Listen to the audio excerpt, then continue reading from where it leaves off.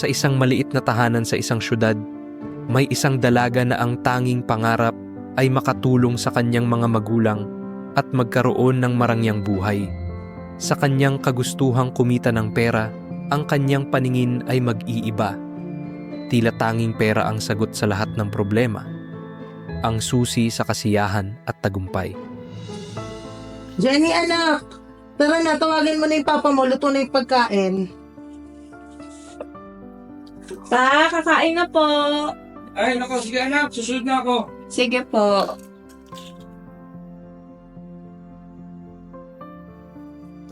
Gusto na yung tatay mo, anak. Susunod na daw.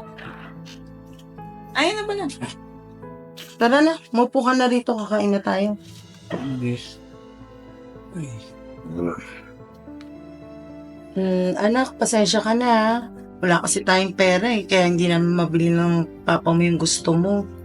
Pero kung may gusto ka, pwede ka naman magsabi sa amin. Basta kaya namin, bibili ka namin. Nay, okay lang po. Hindi ko po kailangan ng regalo. Ang mahalaga po, kumpleto tayong pamilya. Okay na po ako dun.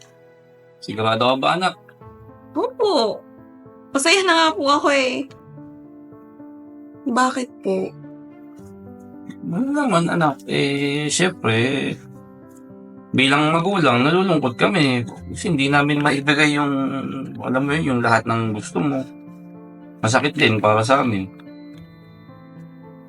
Actually po, may gusto po akong sabihin. Gusto ko na po kasing makatulong. Papayagan niyo po ba akong magtrabaho? Kasi mag-apply na po ako.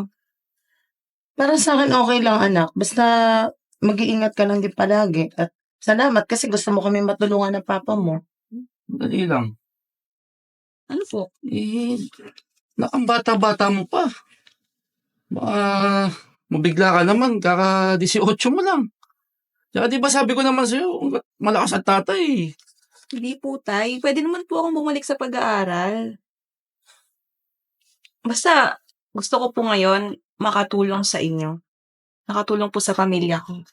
Sige, anak. Nandito kami para supportahan ka sa gusto mo. Ikaw ang bahala anak, pasensya ka na. Kaya nga po, tay. Kasi may karamdaman din po si nanay.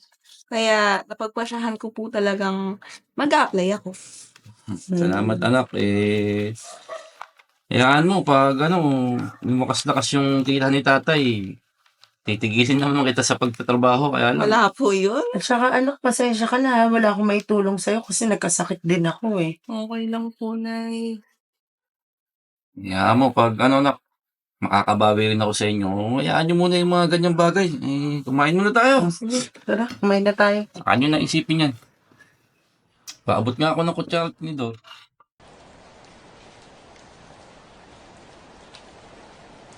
Diyan, gusto mo maghanap tayo ng trabaho? Kasi manita ko kayo na sa isang establishment dyan, nag-hire sila. Baka gusto mo lang, ganun. Actually, naisip ko rin mag-apply kasi nga si nanay at si tatay, may mga gamot sila. Eh di, gusto kong tumulong. Gusto mo, puntahan na natin agad bukas. Bukas Malay mo, agad? tanggapin tayo, di ba? Eh di, tara. Okay, tara. Bukas. Siguro mga 9, if okay lang sa'yo. 9. Ayan. Okay, daanan mo ako? Oh, Sige. bukas ah. Malay mo, matanggap tayo. O, paano na? Mag-aasikaso pa ako ng resume para bukas. Sige. Ingat ka. Bye-bye.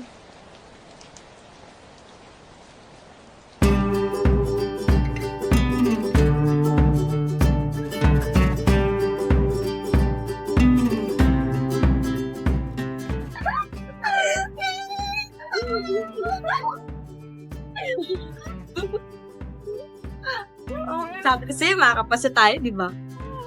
Alam, sumay tayo pasok bukas ha. Tara na. Natutuwa sila nanay nito.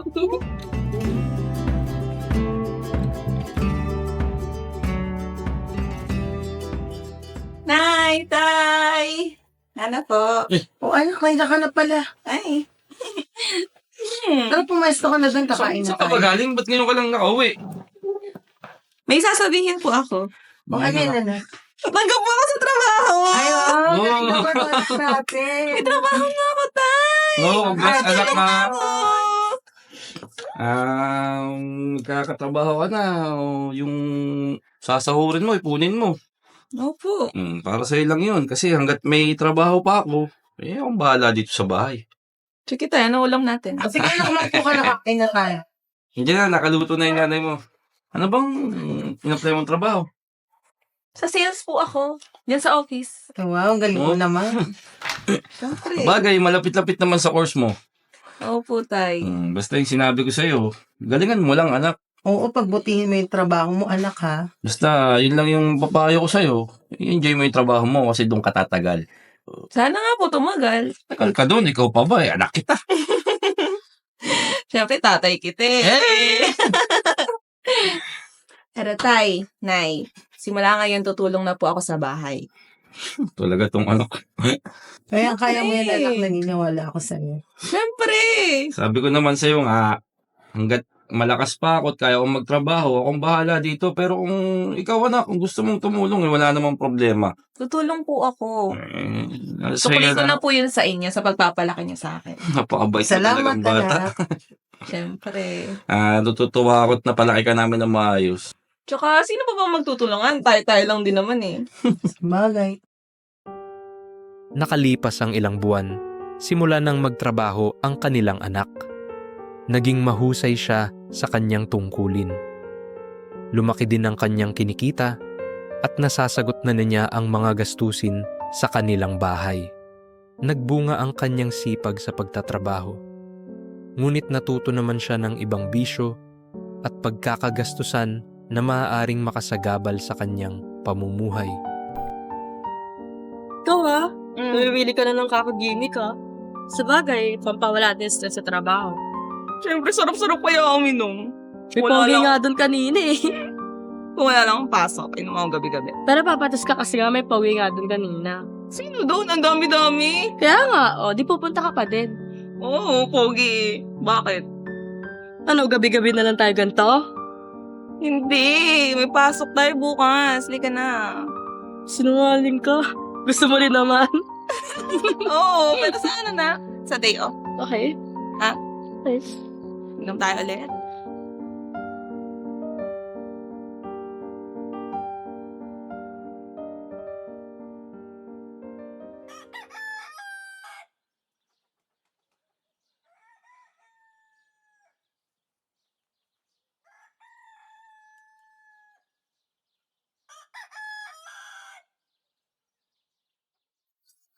Anak, Oh, saan ka ba galing kagabi? Alam mo namang nag-aalala kami sa ng nanay mo. dyan lang. Saan ko yung mga kaibigan ko tayo? Ay, siya nga pala anak, may sasabihin Hindi na sana ako tayo. sa'yo. Aalis na ako. Malilit na kasi ako ha. Mamaya na lang. Sige anak, ingat ka.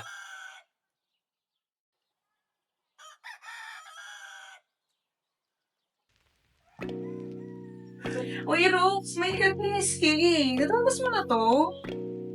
Tapos na yan? Tapos na? Oo. Eh, di na siya tayo. Sige. Ano? Uy, alam mo ba? Kinikilig ako pag tinitingnan ako ni Ken. Uy, baka mamaya gusto na abutin yung paghanga mo. Hindi, minsan lang naman yung nabinta. Ang bitter mo naman. Hindi ka na. Ano siya tayo?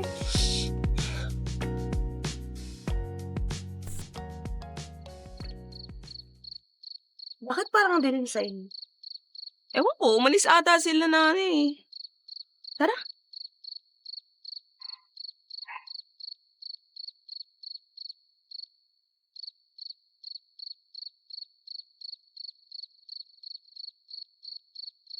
Pasok ka.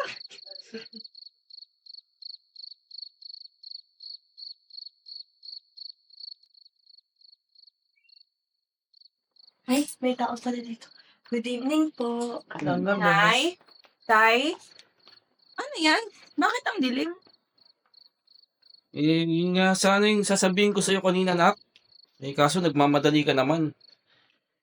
Isang araw pa kasi tayo may disconnection ng kuryente. Disconnection? Paano ang disconnection? Nagbigay ako ng pera, Tay. Anong nangyari dun sa binigay ko? Anak, pasensya ka na. Nawalan din kasi ng trabaho yung tatay mo eh. Kaya yung Ibang natira nating pera pinambili ng gamot ko. Hindi kami nakabayad ng kuryente. So ako na naman lahat. Diyos mio! Ano bang akala niyo sa akin sa pamilyang to? Nagtatain ng pera? Anak, kasi nagamit ko yung perang natira. Hindi, Tay. Hindi niyo alam yung pinaghihirapan ko. Akala niyo ba madali lang kumita ng pera sa labas? Pasensya ka na muna ngayon, anak eh. Kaya mo bukas pag nakadiskarte ako, ibabalik ko sa'yo agad yung pera. Ay! Gusto ko na talagang umalis sa pamamahay na to!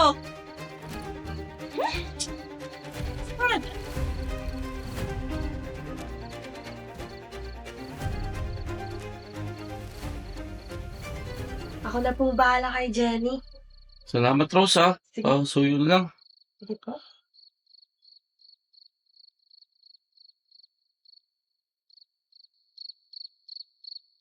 Di ba sobrang sama ng ginawa mo sa nanay at tatay mo?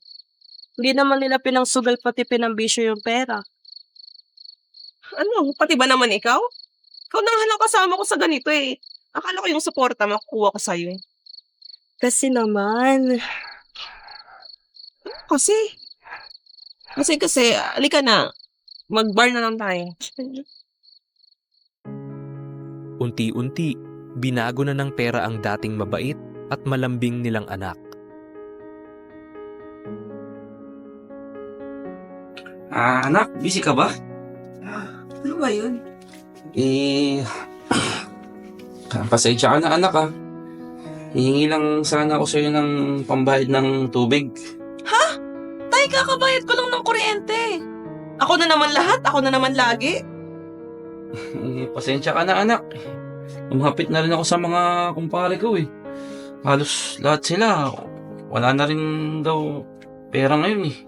Kanyan, ako lahat. Sige, ako na lang lahat. Oh, Nak, Pasensya ka na, wala akong maitulong. Naubos na rin yung pera natin kakapagamot ni sa akin. okay lang yun. Ako ba? Tutuusin. Kasalanan ko rin naman eh.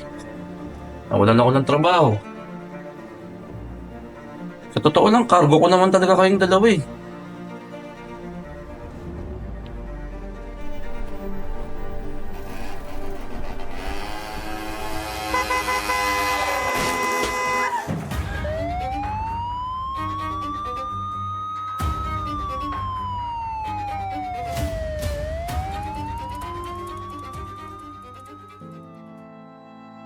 At nangyari ang hindi inaasahan. Nasagasaan ng lasing na rider ang kanilang anak. Ito ay nagdulot ng pagkabali ng kanyang binti at pagtigil sa kanyang trabaho. Kalalahin mo yung anak mo.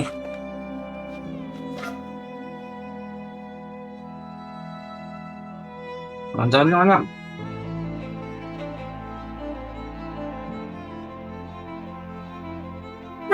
Ayun, Hindi ka anak. Ano, anak? Anong gusto mo? Huwag kita ng makakain, tubig. anong pagkain? Gagaling ba ako dyan? Sige anak, may ka na muna. Ilandahan lang. Ano, anak? May kailangan ka pa ba? Kukuha kita. Para makabawi yung lakas yung katawan mo. Gusto ko magpahinga, malis na kayo. Hindi ka na yung pagpahinga yung bata.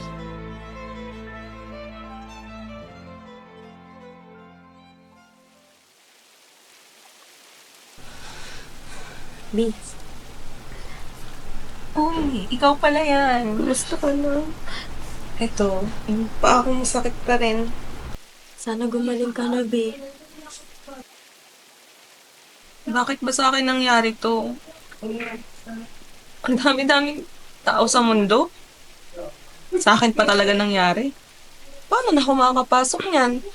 Ayoko maging kagaya ni nanay at saka ni tatay. Helpless? Walang kapera-pera?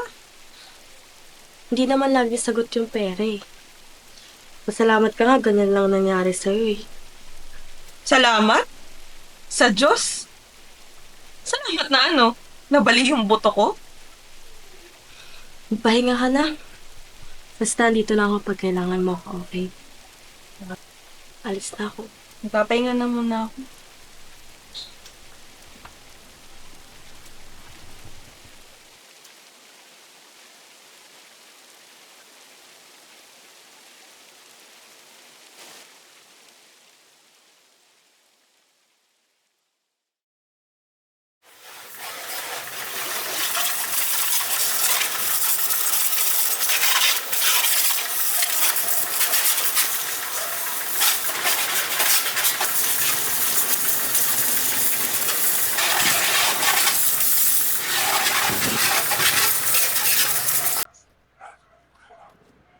Boss, how much is your car wash? Ay, boss!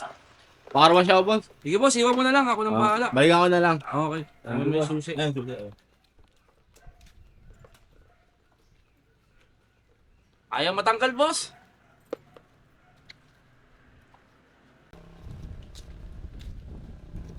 Tito, kamusta ka na po? Ako, alam mo, maraming salamat talaga kasi malaking tulong sa amin to, lalo ngayon. Mahirap na. Maputulan pa kami ng kuryente. O pandagdag gastos din sa bahay. Wala namang ibang kikilos sa amin ngayon. Basta salamat talaga, iha. Sige po. Aalis na po ako mag-ingat po kayo at pag po kayo masyado magpakapagod po dyan, baka po kasi kayo naman po yung magkasakit. Wala, kailangan eh. Basta salamat, iha. Mag-iingat ka rin. Salamat sa'yo. Minsan, may mga pagkakataon na naliligaw tayo ng landas sa buhay. Ngunit sa kabila ng lahat, mayroon tayong mga natatanging kaibigan na pilit tayong ibabalik sa tamang landas. Sandali lang anak ha, kunin ko lang yung gamot mo.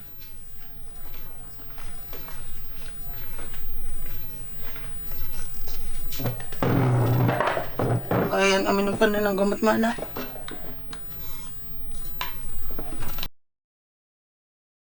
Oh, ano to? Wala na palang laman yung antibiotic ko. Pasensya ka na anak ha, kasi ang tatay mo naman gumagawa naman ng paraan yun eh. Para maibili ka ng mga kailangan mo. Gawan ng paraan? Nasaan? Good Hindi ko evening. naman ramdam. Kaya nga sa tatay mo, di ba? Para maghanap ng pera, ano? Wala namang pagkain, wala pang gamot. Paano na ako gagaling yan? Pasensya ka na anak. Hayaan mo, gagawa rin ako ng paraan para makahanap ako ng pera at mabila ka ng gamot mo. Diyan ba't ko naman tinataas ng boss si tita? Tita, lalabas ko lang po siya saglit Salamat po.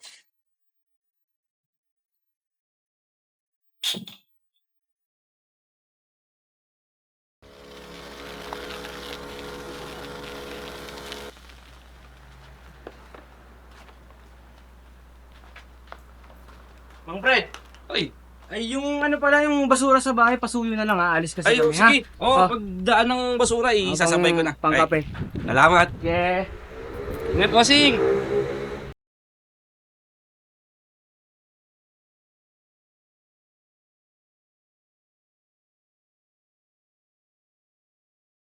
Bakit mo ako dito na dito? Ipapakita lang ako sa'yo. Baka sakaling mamulot yung mga mata mo, tapos makita mo yung sakripisyo na ginagawa para siya ng tatay mo. Oo na. Anong ginagawa mo dito? Hindi ko alam. Dito ka pala nagkatrabaho. Kailangan na kasi alam mo naman, tapos ganyan pa yung sitwasyon mo. Kailangan gawin to. Dapat nagpapahinga ka sa bahay.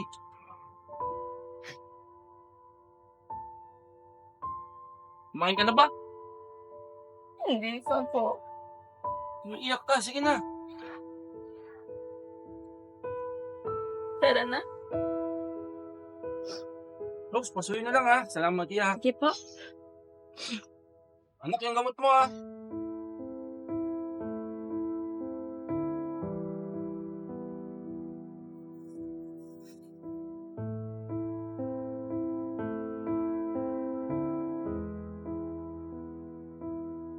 Salamat, Rosa. Hindi ko inasahan yung mga pinakita mo sa akin. Nawala yung galit sa puso ko. Salamat. Ano ka ba? Wala yun. Parang kapatid na nga turing ko sa'yo eh. Una na lang, apo ninyo na ako dito. Salamat ulit, ha. Sige na, alis na ako. May kailangan pa akong asikasuhin eh. Sige, ingat ka. Bye! Bye! Kanyan, ako lahat. Sige, ako na lang lahat. Oh. Anak,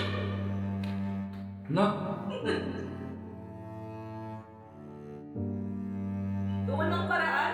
Nasaan? Hindi ko naman ramdam. Kaya ang miss natin mo, di ba? Parang ganap ng pera. Wala namang pagkain, wala pang gamot. Paano na ako gagaling yan? Paano ang disconnection? Nagbigay ako ng pera, Tay. Anong nangyari dun sa binigay ko? Anak, pasensya ka na. Nawalan din kasi ng trabaho yung tatay mo eh. Kaya yung ibang natira natin pera eh, pinambili ng gamot ko. Hindi kami nakabayad ng kuryente. So ako na naman lahat. Diyos mio! Ano bang akala niyo sa akin sa pamilyang to? Nagtatain ng pera? anak, Ay! Gusto ko na talagang umalis sa pamamahay na to!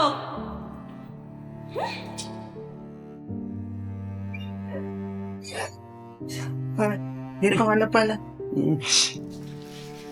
Nay, Oh, bakit ka umiiyak? pasensya na po kayo. Maging makasarili po ako. Hindi ko po alam na kahit nahihirapan kayo, hanggang kayo para sa akin. okay lang yun, anak. Eh, kung tutuusin, kasalanan ko rin naman kasi tago ko kayo ng nanay mo. Pasensya ka na. Napilitan ka magtrabaho dahil sa amin. Ganang iyak anak. Okay lang eh. Pasensya na po talaga kayo. Naging makasalili po ako.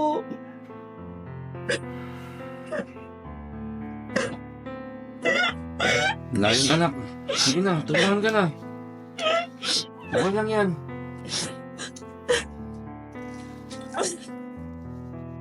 Kung mag-alala, pag maganda na ang diskarte ni tatay, eh, makakakain din tayo ng mas masarap.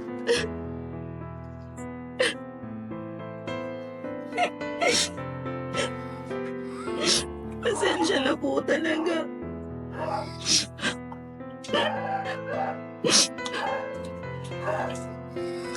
Itong batang to. Naisipin yun. Ano?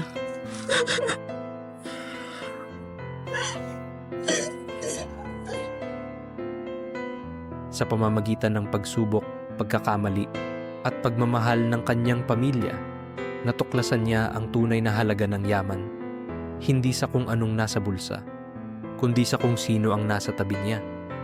At ito ang kwento ng isang anak na natutong pahalagahan ang pamilya, higit sa kahit anong halaga.